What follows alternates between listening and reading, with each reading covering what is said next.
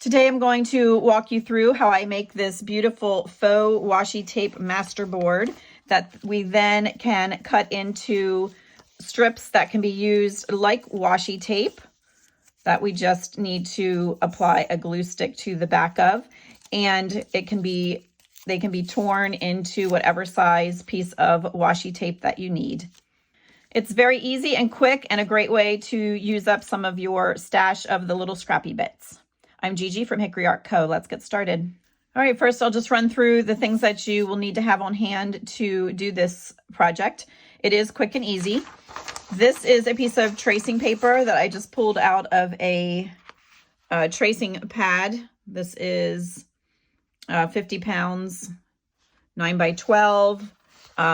We have a place not too far away in a neighboring town called Ocean State Job Lots. I picked it up for $6.50 in there. Never really realized they had an art aisle.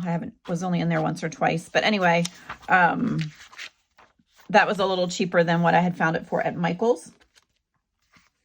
I'm not sure if the dollar stores have tracing paper or not, but you could check there. So we have a sheet of that we're going to work with. Then you're going to need some glue. I used the Tombow Mono glue stick. It is a permanent glue stick. I did get this at Michael's. And then you're going to need some ink. And I do like using a permanent ink on here just so it doesn't smear. And then you're just going to need some random stamps, whatever you have that you like. I'm going to do several different ones even on the same paper. Some are going to be more of a background stamp. Some are going to be like a script that you can't read. And then I may do some like butterflies or just some patterns or something. And because this is going to get cut into strips, then it doesn't matter that the whole thing does not need to be all matchy-matchy. So along with tracing paper, glue, ink, stamps, you're going to need scraps. So I just, to the side of me here, I'm going to be working from a pile of scraps. I have some coffee dyed numbers. I have some digital kits. I have some scrapbooking paper. I have some paper out of books. And I have little bitty pieces. This is a coffee dyed doily, paper doily. So I just have little odds and ends of scraps that I have been hoarding, basically. So just dig through your stash and see what you can come up with. Have fun. It's actually some good therapy, just gluing and stamping and sticking. Okay, so to get started, I do the stamping first. Okay, and to get started on this one, I am going to use some of the stamps that I have that are just script that you can't read. And I'm sorry, I do not know where these came from. I think one was Walmart, and the other one may have been from back in the day when I used to order some things from Temu. But if you just Google vintage script stamps or vintage invoice stamps, you will get some things to choose from. So I'm going to start with this larger one for now. And I'm using the black soot in the permanent. Whatever brand you have is fine. And as I do this whole thing, I'm going to be jumping in and out of the video because it will get a little monotonous if you just see me keep inking my stamps and putting it all down. But you will get the gist of it here till we're done. All right, so hopefully this is going to show up okay. I wanted a background paper so this isn't so glary. So I'm going to start by just putting the first one down. It doesn't matter if it runs off the paper. And I'm going to re-ink and just do that randomly. I am holding my paper horizontally with the purpose that I'm going to be cutting them like this. If you wanted to, you could have, of course, hold your paper this way and cut longer strips.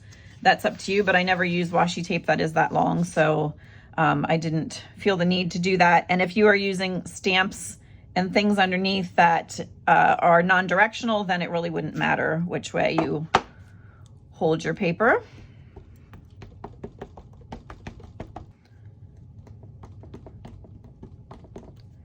I just switched to another one that looks more like a logo or like a header. And I'm just going to put that down, and it doesn't matter if it is going over top of the other stamps.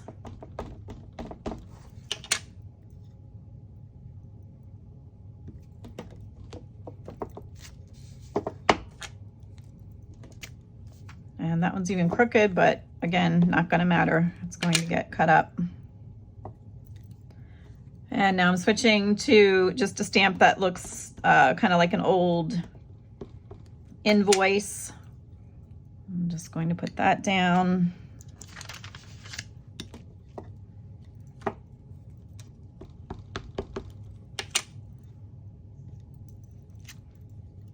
Just kind of looking where I need some things yet. And again, you can see underneath my overstamp is shining through. There's not really a stamp there.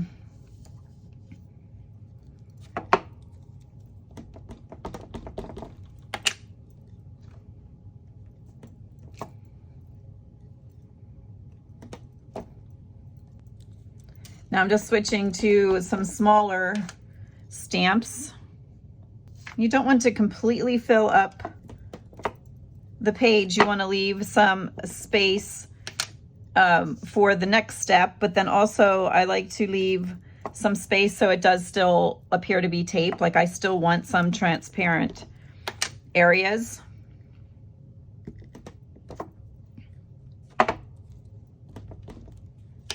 And I know at first it just looks like we're making a big mess, but it will be okay. And then again, just, you know, remember it is getting cut apart into strips, so it's not going to matter if you have something similar right beside each other.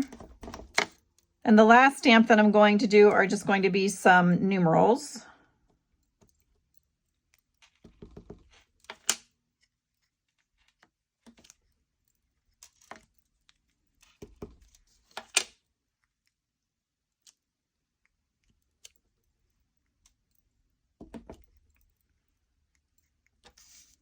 Okay, we are done with the stamping part. I'm going to turn this over so you're not looking at that through my paper. Okay, we're going to move on to step 2. I brought out my glue book, and I'm going to have my glue stick ready, and I have all of my scrappy bits over here ready to pull from. So we are going to turn this over. And I'm going to be gluing from the underside. And you do mess up a little bit when you first start doing this because you have to do it backwards from what you normally do as far as applying the glue. So let's just start with this piece of music, for instance. I want this part to be the part that shows through there. So I need to put the glue on the good side, which we are not used to doing. We're used to flipping paper over and putting glue on the back. So you need to remember to put the glue on the part that you want to show. So for instance, let's just put that down here. And then when we flip it over, we can see it through there. So let's try another piece. I'm going to use these butterflies. Also, what I did with some of them when I do these is I ink around the edges. You would not have to do this part, but I like that the aged part is showing through and not the bright white from where I tore it. But here again, I'm not putting glue on the back. You need to just put glue on the front. And you can tear the pieces as big or as small as you want. Remember, we're working from the back.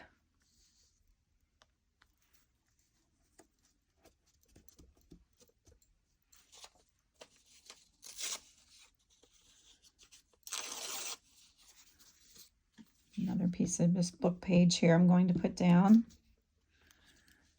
And I just kind of work my way around. I do not fill in all the spaces because I do want it to still have that transparent tape look. So I am not going to fill in everywhere.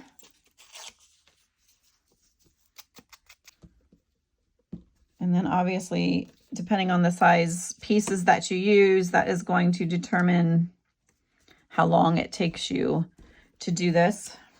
And then every once in a while, I just flip it over and take a peek. Let me see if I do this.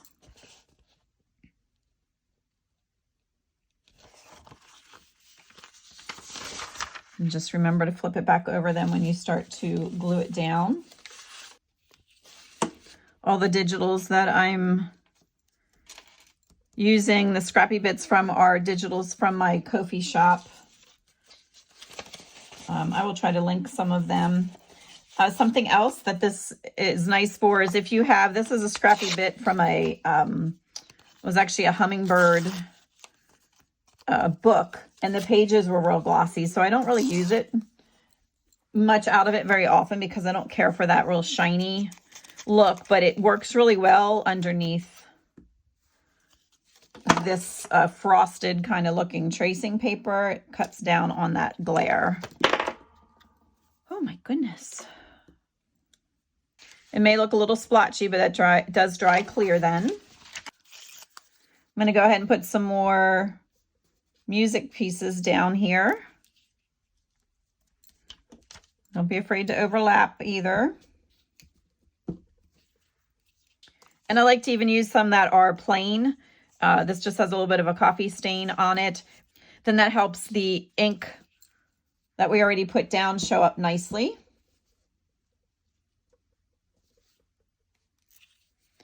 And now I know I'm going to be cutting my strips this way, so I am going to put this direction because I don't want all of that to be on one strip. So if I put it this way, then it will be on several of the strips. And then you can see how that even makes the stamps that you put down pop even more. So I'm going to do that a couple places. This is just some pieces of a graphic that was in an old book.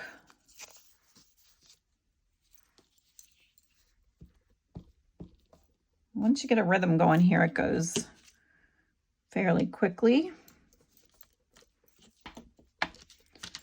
And just turn it over from time to time and see what you have. So now I feel like I need to get more color on it because I have the red here and I have a little bit of red there, the yellowish orange there. So I'm going to pull some pieces that have some more color, and that is completely up to you. You would not have to add color.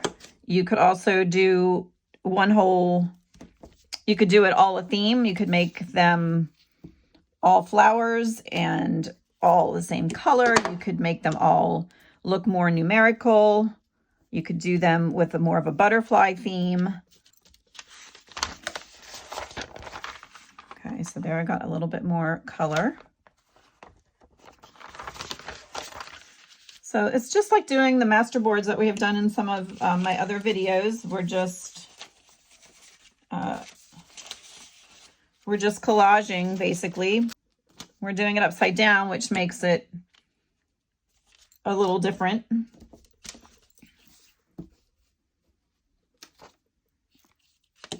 You do want to make sure that you have it covered really well with glue so that when you are cutting it into strips, they're not falling apart. So you need to have a nice coating of glue on there. I'll do a couple more of these butterfly sheets just to get a little more color. And then I even have this fussy cut that was just laying here. So I'm going to put that on, remembering I need to put the glue on the front side.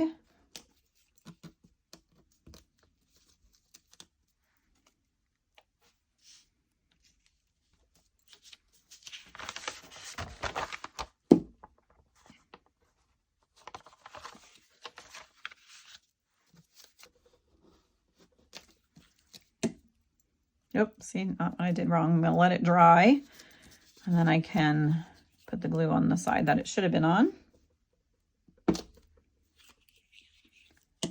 And I am going to peek where else I had butterflies. I only did that one.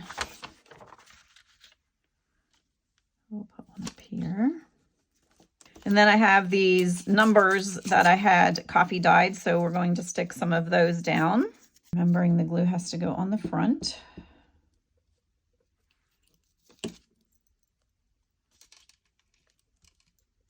I did, again, put it on the wrong side, so we're gonna have to let that one set. I have this piece of coffee dyed paper doily. I'm gonna stick that in here too. This was left from the little peekaboo window cards. I will put a link to those. So I'm gonna glue one of those down. Put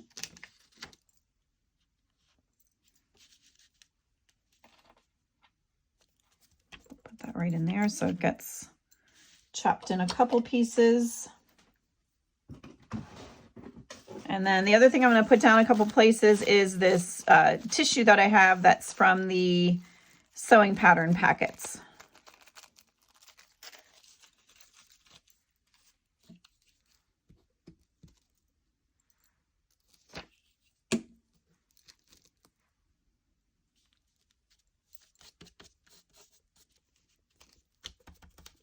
It also doesn't matter if stuff pops out over the edges because we can go back and fix that then just by trimming it a little. So now I just flipped it over to see if there's any like big gaping holes where I still need some things. And I can tell that I would need some things maybe here, a couple more places yet. So I'm going to go ahead and get those filled in, and then I will be back and show you the next step.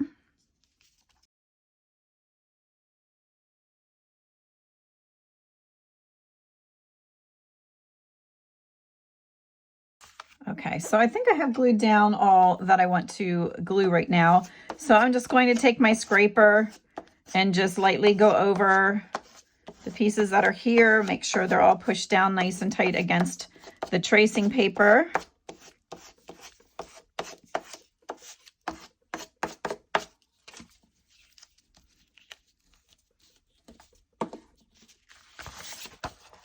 And then I'm going to check this side.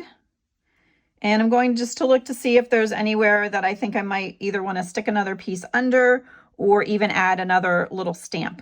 Like right here, I have all this plain. So I think I'm going to just get a little stamp.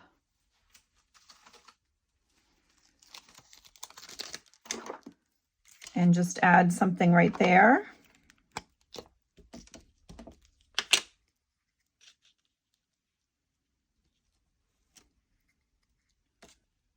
Even put it on an angle. All right, so that just filled in that blank space a little bit. And we have a space there too. So I'm just going to put something right there.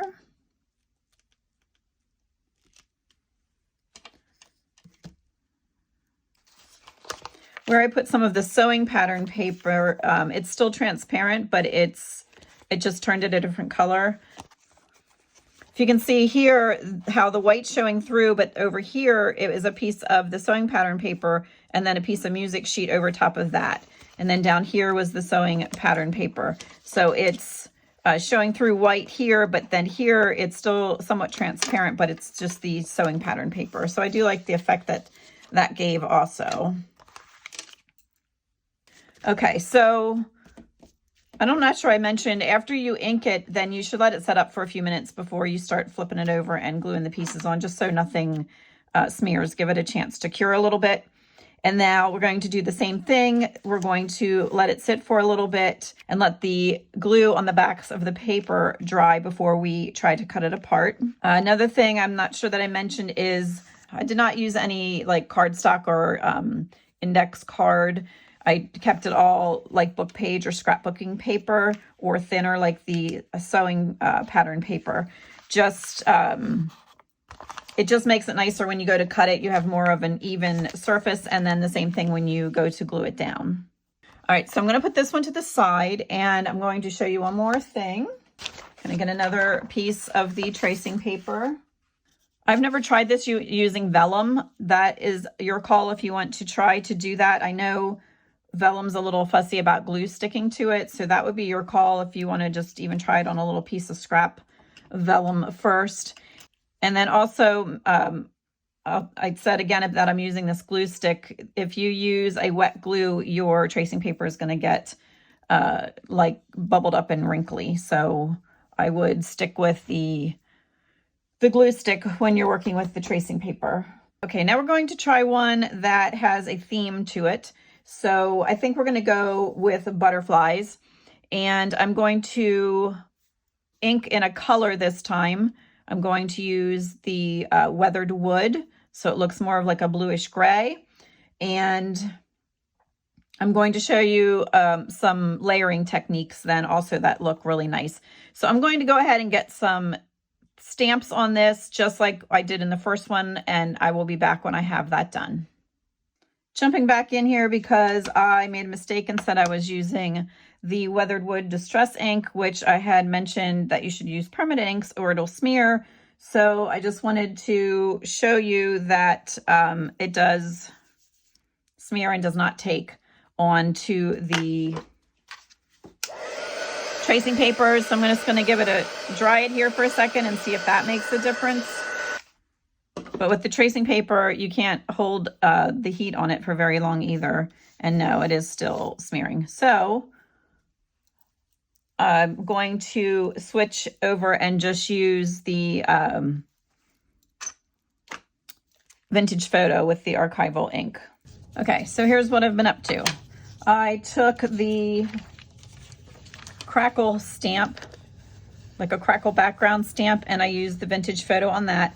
And then I took hickory smoke and I stamped some butterflies. So this is all in the front, but I still really wanted to incorporate some of this weathered wood. So I went ahead and took some old book pages and just stamped a butterfly using this. And then I'm going to put that different places onto the background. So when we cut this in strips, are you going to see every single butterfly? No, but are you going to see some cool butterfly wings? Yes. So I'm just going to go ahead and proceed with gluing some things to the back, and I will jump in here from time to time and show you what I have. And then one thing I wanted to show you about some layering. I have this little butterfly.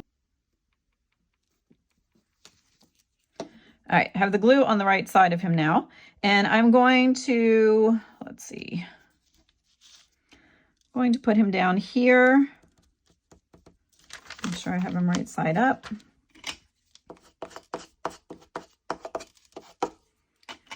And then I have just a piece of old paper that I crumpled and inked around and inked over the wrinkles.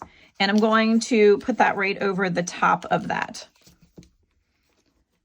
And then that just makes that stand out a little bit more. So if we take a look at it like that, and then put this down on top of it, that stands out a little bit more. So that's just one of the things I'm using. I'm using some book paper or some music paper, and I'm going to just go ahead and glue some more things down, and then we'll take a look at the finished product. Okay, I'll show you what I ended up with here. Just going to run the white one behind it so you can see that there are still some areas showing that are transparent and will appear as more like tape. And so what I did was I built up the layers. So I did that crackle background first, and then I did the stamped the butterflies on. So they're just there very faintly, different places. Then I stamped the butterflies on some scrap paper, and that's what these are. And then I added some music paper and some other pieces from digital kits that I had. I tried to stick with blues and grays and blacks. So that is what we ended up with. And I'm going to set this aside to dry and bring the other one in and show you how I cut mine. Okay, so I just have my paper trimmer here. You could use a guillotine if you have a nice sharp one. You could also just trim it by hand with scissors if you want. And I just trim. I don't measure. I don't look at the ruler on here or anything, because I want skinny strips and wide strips and in between strips. So I just start cutting and see what we end up with. I do try to get it straight, but other than that, So there we have a nice wide one.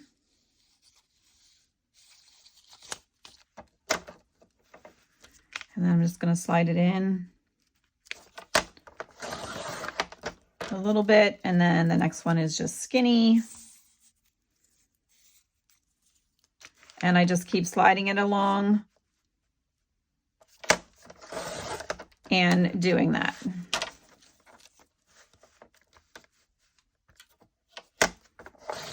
And I just like to have a variety of widths because you don't know what you're going to need it for. You could also just store these as a sheet and cut when you need. But I find they're easier to store. I have this old aluminum box that my sister had given me, so I have mine stored in here. So for me, it is easier to cut them in strips and then just pull one out when I need it, and I just kind of rifle through there to see the color scheme or one that might look nice for whatever I'm working on. But like I said, if you want to store them in the sheet and just pull them apart as you need them, you can certainly do that. If you find that your cutter blade doesn't want to go through here very nicely, you can also lay like a piece of cardstock behind it and lay this on top, and then sometimes it'll go nicer through the two pieces than just the tracing paper. Sorry, I know it's shaking everything around here. And of course, how thick or thin you cut depends on how many pieces you end up with, but you do get a nice amount. No, I think I might leave that one just wide. Okay, so we have, I'll count them and let you know. 1, 2. Okay, so out of that one sheet, I got 16 pieces of washi tape that can be torn and used. I'm going to cut the other one up, and then I will just show you quickly how I use that in some of the journals. Okay, I ended up actually getting 16 out of the butterfly one also. I'll show you that up close a little bit. So we don't have full butterflies, but you can definitely tell that it is butterfly tape. And again, we're calling it tape, but you are going to have to use glue. And there are many different ways to achieve this. This is just how I like to do it. I know there's a bunch of different techniques out there, but I like doing it this way. And let me just show you, I can grab a journal here. I did put a couple down in this one. So this one I used one of the wider strips, and then I just folded it in half and put half there and half on that sheet, so it comes over the edge like that. And then this one I did the same thing, only I went that direction with it over the page. And then some places I think it was in here, I just stuck it down just as a little extra embellishment. So let's find another page here. We can put one down.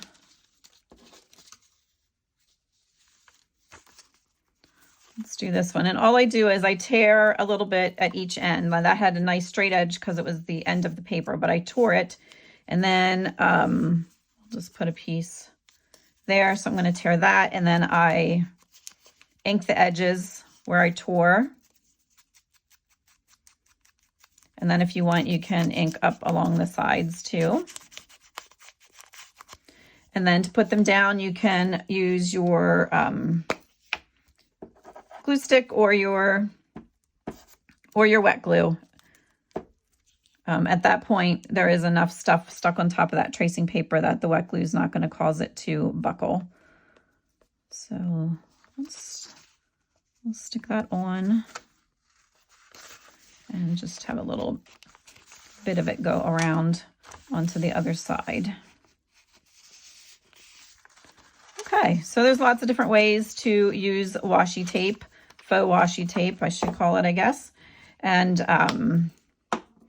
Like I said, we ended up with all of this from just 2 sheets of tracing paper, and this should last for quite some time. And then again, we did it in a theme with the blues and the butterflies, and then this one I kept more neutral with a variety of colors and lots of the old script. And then again, you can leave as much of the actual tracing paper show through as you want. I have seen people completely cover it, which I prefer to let a little bit of that transparency show, so whatever you're sticking it down to also shows through a little bit. All right, so I thank you for joining me today for all of this. In the next video, I should be ready to announce what the little celebration will be for reaching 5,000 subscribers. And I also will have up the August Faith-Filled freebie on my Ko-fi shop soon. And then also, if you are in need of any postage stamps, I do have a few of these bundles left in bundles of 25 or 50. And then there are also bundles of vintage papers if you need any papers for your signatures. All right, I hope you enjoyed this video. And as always, please like, comment, and subscribe to help my channel move along in the algorithm. And I appreciate hearing from you in the comments too. I do try to get back to everyone that leaves a comment. All right, and I will see you on the next video.